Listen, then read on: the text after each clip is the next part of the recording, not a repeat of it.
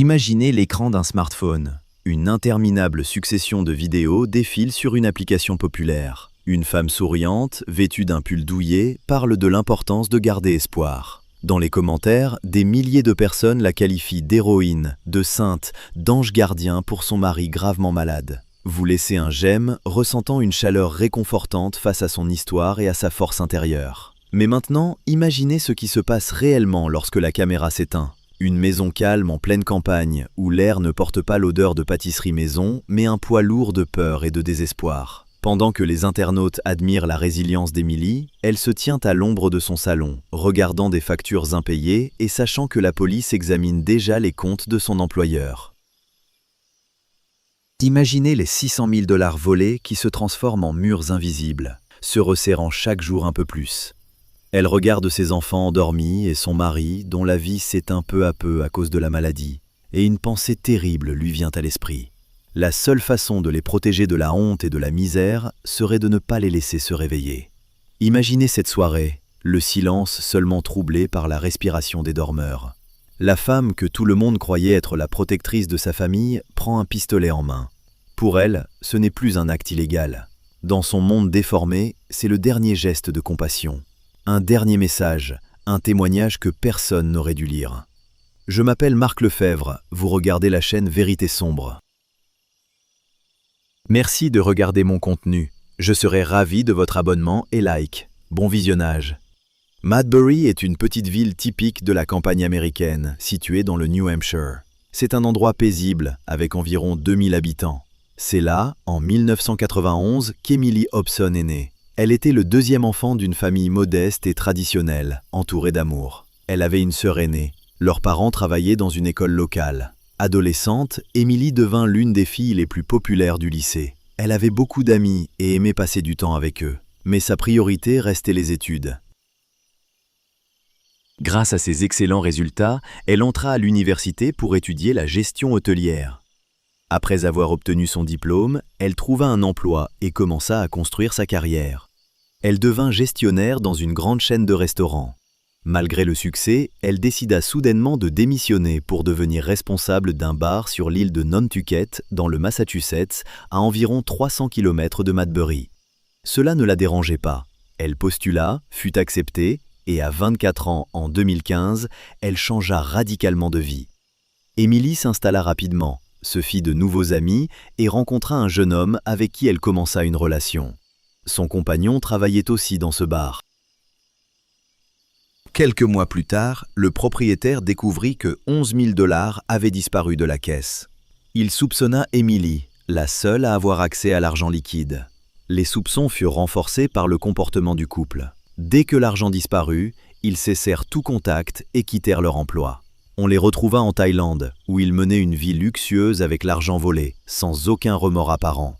Les appels du patron restaient sans réponse. Sur les réseaux sociaux, Emily publiait régulièrement des photos de restaurants et d'hôtels prestigieux, ce qui pouvait sembler provoquant.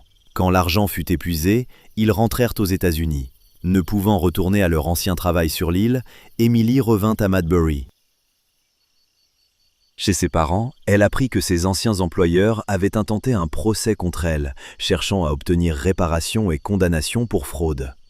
Il avait été prouvé qu'elle était responsable du vol. Mais la procédure de transfert entre États compliquait les choses. L'affaire avançait lentement. Quelques mois plus tard, le bar fit faillite et ferma. Le procès fut alors suspendu et par chance, Emily échappa à toute sanction. Son compagnon ne fut pas non plus inquiété. Leur relation prit fin à leur retour aux États-Unis, la distance étant trop grande. Cependant, Emily ne resta pas longtemps seule. Quelques mois après leur séjour en Thaïlande, lors d'une fête chez des amis, elle rencontra un homme nommé Ryan. Il avait 14 ans de plus qu'elle, mais ils s'entendirent immédiatement et ressentirent un intérêt mutuel. Ryan Long était né en 1977 à Bedford, dans le New Hampshire, à moins d'1 heure de Madbury. Il avait grandi dans une grande famille aimante, avec 2 sœurs et un frère. Ryan était connu pour son attitude positive, son sourire et sa sociabilité. Il avait beaucoup d'amis et forma un cercle proche dès l'école, qu'il garda toute sa vie. Comme Emily, il avait obtenu un diplôme en psychologie à l'université du New Hampshire. Il était aussi passionné de musique et avait enregistré un album. Il donna plusieurs petits concerts dans sa région. À 25 ans, son goût pour l'aventure l'amena à Los Angeles, où il travailla un temps pour une grande entreprise. Mais la séparation d'avec ses proches fut difficile, et il revint rapidement. De retour chez lui, il ne trouva pas d'emploi dans son domaine et devint psychologue scolaire à Durham, près de Bedford. Là, il était très respecté par les élèves et le personnel pour son professionnalisme et son optimisme. Il noua facilement des liens et gagna le respect de tous. La rencontre entre Ryan et Emily fut fortuite, mais une étincelle s'alluma immédiatement. Malgré leurs différences d'âge, ils commencèrent à se fréquenter, puis se marièrent. En 2018, leur premier enfant, Parker, naquit. Ensuite vint une fille, prénommée Ryan en hommage au père. Leur dernier enfant, un garçon nommé James, arriva en 2022. La famille s'installa dans une grande maison privée à Madbury, entourée de forêts et de petits lacs. Les Long semblaient être une famille heureuse. Ryan prit un second emploi comme professeur de psychologie à l'université locale pour subvenir aux besoins de sa famille nombreuse. Il était aussi bénévole dans plusieurs associations, principalement dans le domaine de la santé mentale. De son côté, Emily trouva un nouveau poste respectable. Elle souhaitait aider son mari à subvenir aux besoins de la famille.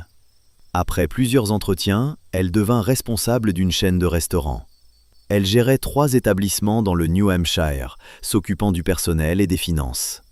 Bien sûr, certains se posaient des questions, connaissant son passé lié au vol dans un bar. La seule raison pour laquelle Emily avait obtenu ce poste après l'incident était la chance.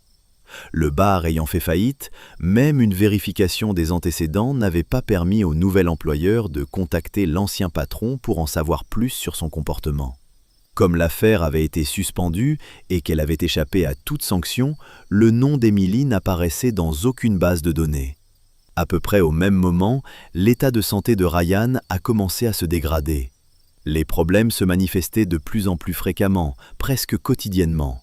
Il souffrait souvent de maux de tête, ce qui affectait ses fonctions cognitives lors des crises douloureuses. Inquiet pour son moral, ses proches l'ont encouragé à consulter un médecin. Lors de cette visite, plusieurs examens et analyses ont été réalisés. Les résultats ont révélé que Ryan souffrait d'une forme agressive de cancer, touchant son cerveau. Le plus grave était que la maladie en était à un stade avancé, ce qui rendait toute intervention chirurgicale impossible. La tumeur avait tellement grossi qu'elle avait commencé à se propager à des organes vitaux. Les médecins ont estimé qu'il lui restait environ 2 ans à vivre. Malgré cela, Ryan ne voulait pas abandonner. Malheureusement, même les traitements médicamenteux et diverses thérapies risquaient de ne pas être efficaces dans son état. À ce moment-là, Ryan avait 42 ans, avec 3 enfants âgés de 2, 4 et 7 ans. Il a eu beaucoup de mal à accepter son destin difficile. Conscient de la gravité de la situation, il a décidé de consacrer le temps qui lui restait à être le plus productif possible. Il s'est d'abord davantage investi dans la vie de ses enfants. Il s'entraînait déjà régulièrement avec son fils aîné et assistait aux matchs des autres enfants, mais désormais, il leur consacrait chaque minute libre. Il faisait de même avec sa femme, souhaitant passer le plus de temps possible avec ses proches. Emily était profondément affectée par la maladie de son mari, ce que tout leur entourage pouvait constater.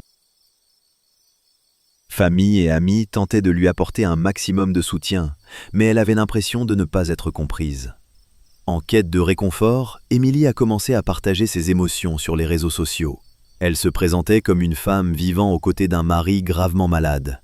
Elle gérait plusieurs comptes sur différentes plateformes et publiait quotidiennement des récits sur les difficultés qu'elle rencontrait.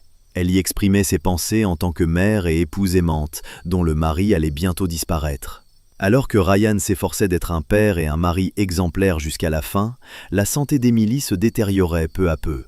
D'abord, elle se plaignait d'avoir pris du poids. Beaucoup la rassuraient en lui disant qu'elle était en bonne forme, mais elle pensait que son état dépressif la poussait à manger excessivement. Sa famille percevait cela différemment, certains l'accusant de chercher à attirer l'attention, voire pire, d'exploiter la maladie de Ryan.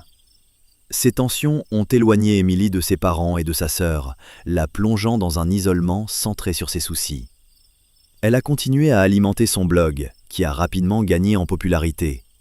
Plus de 100 000 personnes suivaient désormais sa page, lui apportant leur soutien. Ses vidéos étaient sincères et touchantes. Dans l'une d'elles, elle expliquait la décision de la famille de vendre le pick-up de Ryan pour financer les soins. Dans une autre, elle racontait avec émotion comment Ryan avait choisi de dire la vérité à leurs enfants. Un soir, ils leur ont annoncé que leur père était gravement malade. Les adultes savaient que les plus jeunes ne comprendraient pas tout, mais voulaient les préparer à l'inévitable. Ryan refusait de baisser les bras. Il suivait plusieurs traitements, comprenant radiothérapie, hormonothérapie, chimiothérapie, ainsi qu'une longue liste de médicaments quotidiens. Ces soins, devenus une routine, affectaient son comportement. Il était souvent épuisé et dormait beaucoup. Lorsqu'il était éveillé, il se montrait tendu ou irritable, effet secondaire des traitements.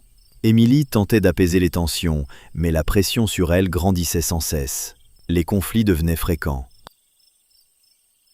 Jusqu'au bout, elle s'efforçait de garder son calme pour rendre ses dernières années de vie commune plus douces. La santé de Ryan continuait de décliner. Il paraissait de plus en plus faible et avait cessé de faire les tâches ménagères demandant un effort physique. Sa femme s'occupait désormais seule de tout en restant la principale responsable de l'éducation des 3 enfants. Prendre soin de son mari devenait de plus en plus difficile, tandis que son travail lui laissait peu de temps libre. L'espoir pour la famille Lang reposait sur la fin juillet 2025, date à laquelle Ryan devait revoir son médecin. Les spécialistes devaient évaluer l'efficacité des traitements et vérifier que le cancer ne progressait pas. Tous espéraient, au pire, devoir ajuster la thérapie pour la poursuivre. Mais les nouvelles furent encore plus sombres. La tumeur avait continué de croître ces derniers mois. Toutes les tentatives pour stopper la maladie avaient échoué. Ce fut un nouveau coup dur pour tous, mais pas le dernier. Pendant que Ryan luttait contre la maladie, Émilie a elle aussi subi les conséquences de ses choix imprudents. Comme souvent, l'impunité n'aide pas à changer un comportement. Dès qu'Émilie a obtenu un poste de direction dans une nouvelle entreprise et eu accès aux finances d'un réseau de restaurants, la tentation a été trop forte.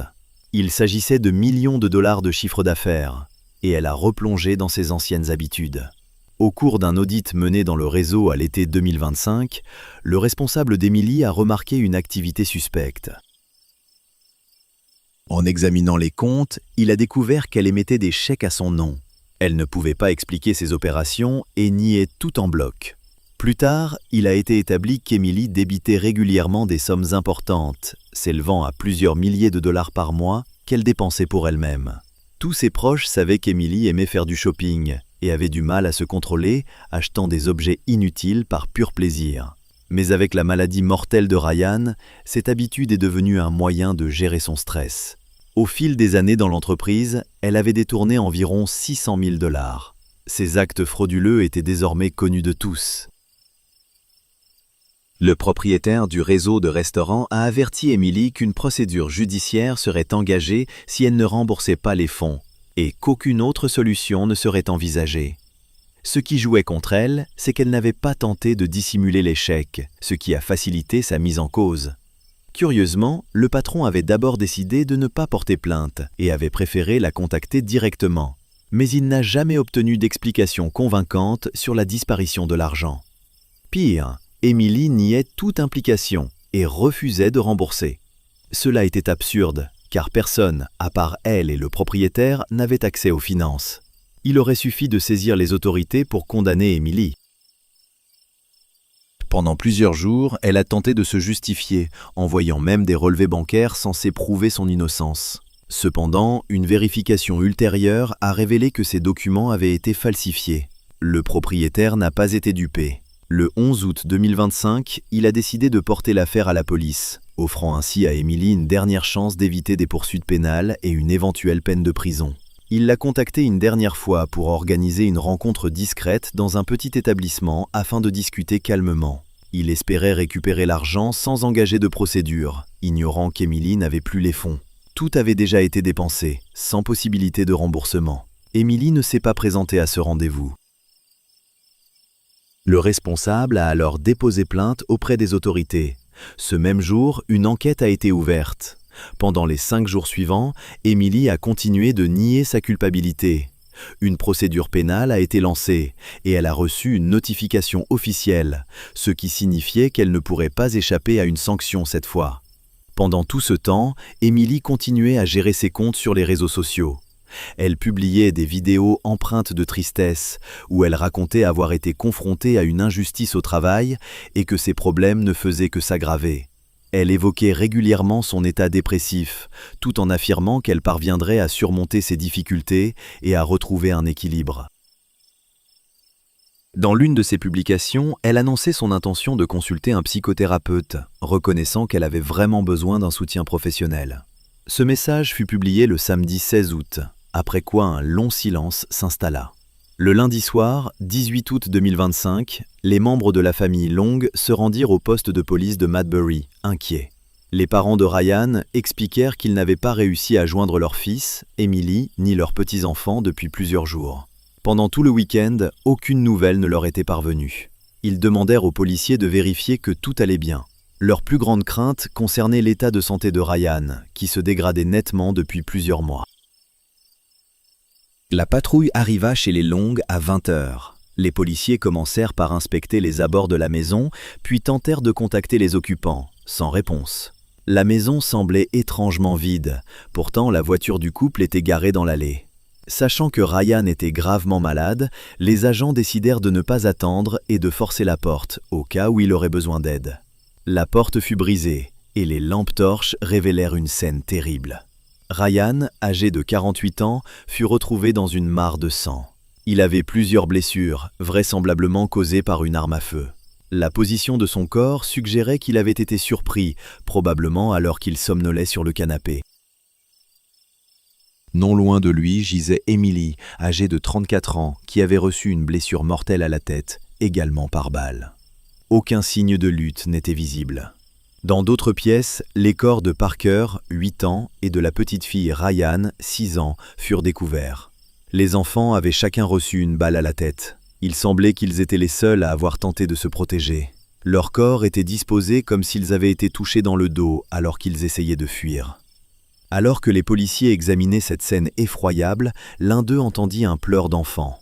Dans la maison, ils trouvèrent le plus jeune des enfants, James, âgé de 3 ans. Il avait miraculeusement survécu au drame, s'étant caché dans sa chambre. L'enfant fut immédiatement conduit aux urgences pour un bilan. Il était en état de choc, très abattu, et ne communiquait pas avec les adultes. Heureusement, il n'avait subi aucune blessure physique. Les experts conclurent que la famille Long avait été victime de tirs le samedi soir. Cela signifiait que le petit James avait passé plus d'une journée auprès des corps de son frère, de sa sœur et de ses parents avant d'être retrouvé. Pendant tout ce temps, il n'avait rien mangé, espérant simplement que sa mère se réveillerait. Pour comprendre qui avait pu commettre ce massacre et condamner toute une famille, les enquêteurs analysèrent la scène du crime. Près du corps d'Emily, un pistolet fut retrouvé. Les vérifications ultérieures confirmèrent que toutes les balles ayant causé ces blessures provenaient de cette arme. L'examen médico-légal établit que les enfants avaient chacun été tués d'une balle à la tête. Ryan, le père, avait reçu plusieurs projectiles, dont un fatal à la tête. Emily avait été atteinte d'une balle à la tête, mais la nature de cette blessure était différente. L'étude des résidus de poudre sur les mains des victimes, ainsi que l'analyse de l'arme retrouvée, montrèrent que les balles avaient été tirées avec un pistolet enregistré au nom d'Emily. Seules ses empreintes digitales figuraient sur l'arme. Une hypothèse émergea. Emily aurait tué ses proches avant de mettre fin à ses jours. L'inspection de la maison confirma cette version. Aucun signe d'effraction ni de vol n'avait été relevé. Tout indiquait que le ou la coupable était resté à l'intérieur. Selon la reconstitution, Emily aurait d'abord tiré sur son mari, puis sur les enfants. Ceux-ci avaient entendu le bruit et tenté de fuir, mais n'avaient pas réussi. Seul le plus jeune garçon avait pu se cacher, ce qui lui avait sauvé la vie, ou peut-être sa mère l'avait-elle épargné. Les raisons qui avaient poussé Emily à agir ainsi restaient obscures. Le contact avec les proches de la famille et l'analyse des publications sur les réseaux sociaux révélèrent qu'Emily souffrait depuis plusieurs mois d'une dépression sévère. Personne dans l'entourage n'avait réalisé à quel point son état s'était aggravé, car l'attention était focalisée sur Ryan, dont la maladie grave pouvait entraîner le décès à tout moment. Personne ne se doutait que cela finirait ainsi. Il semblait étrange qu'Emily ait choisi de partir volontairement et d'emporter toute sa famille avec elle. En général, ce genre de tragédie résulte d'un ensemble complexe de facteurs, et les enquêteurs poursuivaient leurs recherches. Ils découvrirent rapidement qu'une plainte avait été déposée contre Emily pour un détournement de 600 000 $ sur son lieu de travail. Son supérieur l'avait signalé 11 août. La police prit l'affaire très au sérieux. Une semaine plus tard, la tragédie survint. Ryan fut également interrogé. Aucune preuve ne permit de l'impliquer dans le vol. Au contraire, il semblait avoir tenté de résoudre le problème à l'amiable jusqu'au bout. Pour ce qui était d'Emily, il fallait plus de temps pour comprendre précisément où étaient passés les fonds. Les comptes du couple étaient vides. Il restait aussi incompréhensible pourquoi la mère avait épargné le plus jeune enfant, mais pas les aînés. Peut-être s'était-il simplement caché et Emily n'avait pas voulu perdre de temps à le chercher. Pour ses proches, cette pitié n'en était qu'une de façade, car l'enfant avait passé plus d'une journée enfermé avec les corps de sa famille, sans nourriture ni soins. Le petit garçon de 3 ans avait subi un traumatisme psychologique très lourd. Il nécessita un suivi spécialisé avant d'être confié à sa grand-mère et son grand-père maternel. À un moment donné, son état psychologique était si préoccupant que la famille lança une collecte de fonds pour l'aider. Ils firent appel en priorité aux abonnés d'Emily, qui étaient alors plus de 170 000. Outre James, de nombreuses personnes furent touchées. Par exemple, les enfants de l'école où travaillait Ryan bénéficièrent d'un soutien psychologique. La communauté locale fut informée de la tragédie lors d'une conférence de presse. Le chef du poste de police insista sur la nécessité d'éviter les conclusions hâtives. Plusieurs questions restaient en suspens concernant les causes ayant conduit à ce drame. L'enquête se poursuivait et il fallait recueillir davantage d'informations. On espérait trouver des indices sur les comptes ou dans les publications d'Emily. Pendant un temps, on crut que l'argent volé avait servi à payer les soins de Ryan, mais cela ne fut jamais confirmé. Le supérieur d'Emily déclara que les disparitions d'argent dataient de 2023, bien avant le diagnostic de cancer de son mari. Face à l'émoi et au manque d'informations, les réseaux sociaux s'enflammèrent. Les abonnés d'Emily, qui la soutenaient, l'accusaient aussi d'être responsable du massacre. Ses parents avaient au moins une fois contacté la police pour signaler un harcèlement, car ils subissaient des pressions en ligne. Après cette intervention, l'activité suspecte cessa. Beaucoup pensaient que ce drame résultait d'un mélange de dépression sévère, d'inquiétude pour son mari et de la pression policière liée à l'affaire du vol au travail. Emily se retrouvait isolée, car elle ne recevait aucune compréhension de la part de ses proches. Au contraire, toutes ses tentatives pour chercher du soutien étaient perçues négativement. Pourtant, les membres de sa famille niaient ces faits. Ils affirmaient avoir maintenu un contact constant et d'excellentes relations avec Emily jusqu'au bout, afin de rester proche d'elle en cette période difficile. À la télévision, diverses hypothèses étaient avancées. Des psychiatres s'exprimaient longuement sur cette tragédie, évoquant d'autres cas similaires pour en dégager des traits communs. Lorsqu'une personne adulte voit sa vie s'effondrer complètement et décide de mettre fin à ses jours, elle se trouve dans un état de perception altéré. Parfois, elle ne part pas seule, mais entraîne avec elle tous les membres de sa famille, convaincus qu'ils seraient condamnés à souffrir sans elle. Dans cette vision déformée, cela peut apparaître comme un acte de bonté. En réalité, Emily a détruit une famille entière, blessant profondément tous ceux qui aimaient Ryan, elle-même, et condamnant son plus jeune fils, James, à une souffrance durable. Tout cela contrastait avec l'image d'Emily, simple, positive et bienveillante, telle que ses proches la décrivaient. Il était difficile de déterminer ce qui avait poussé Emily à prendre une arme, car elle n'avait laissé aucun mot d'adieu. Elle n'avait même rien publié sur ses réseaux sociaux, contrairement à ses habitudes. L'examen de sa dernière vidéo ne révélait rien d'inquiétant. Tout semblait indiquer que sa décision de s'en prendre à son mari et à ses enfants avait été spontanée.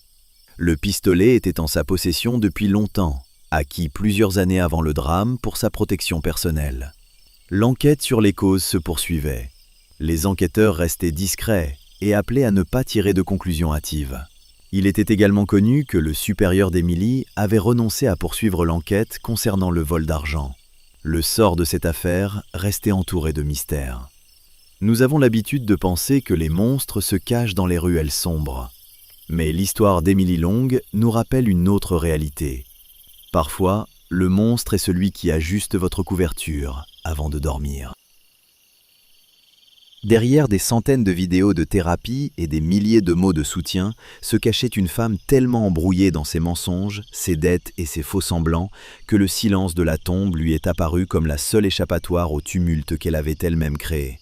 Son mari, son fils et sa fille ne sont pas morts de la main d'un ennemi. Ils sont morts de la main d'une personne qui représentait tout leur univers. Et tant que le seul survivant de ce drame, un enfant de 3 ans, grandira sans se souvenir du visage de ses parents, les vidéos où sa mère sourit à la caméra en parlant d'un amour infini resteront encore accessibles en ligne. En regardant ces images aujourd'hui, alors que nous connaissons le prix de chaque sourire et de chaque dollar volé, un frisson véritable nous saisit. Car si même la plus sincère des attentions peut n'être qu'un décor pour un cauchemar à venir, comment pouvons-nous être sûrs de ceux qui nous entourent en ce moment? Quand avez-vous pour la dernière fois regardé au-delà de la façade d'une vie parfaite, celle d'une personne que vous pensiez connaître mieux que quiconque? Vous avez regardé la chaîne Vérité sombre. Merci d'avoir regardé et bonne journée.